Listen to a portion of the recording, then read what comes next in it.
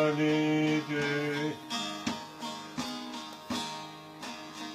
candan sevenler, candan sevenler.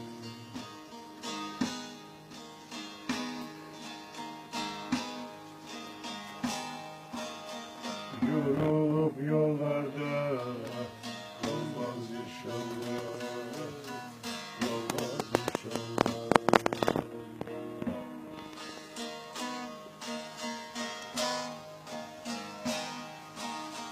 İmam Hasan yüzünü görenler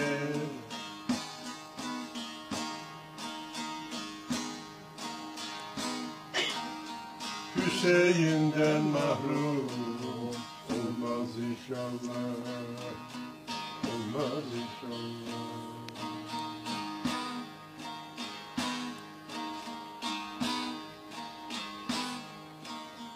Biz de bilirdik bizden uyan İman aldık ikrar verdik veliye, verdik veliye, verdik veliye. Bismillah, Allah Allah, Allah Allah, samalar ve bulunmak razı olsun, Şah Medan bir yardımcı olsun, hak için hatırladığımda şah diye kalkan kullar, şişeyle başlar deva görmesin, bir geçiyorsun, geçer bunu.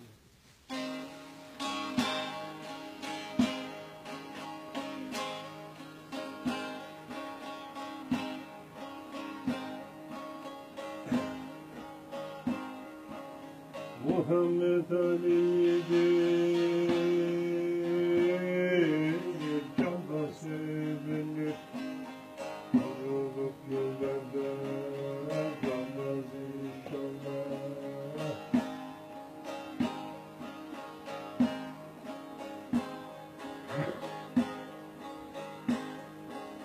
İmam Hasan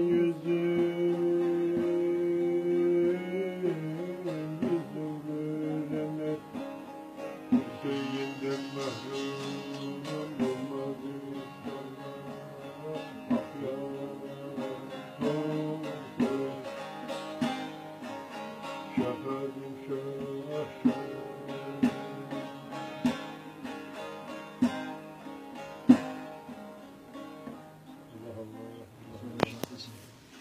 Biz günahlara olsun, samalar erken samasın, dönmüş oldukları samattan ayrılsın, bize vefa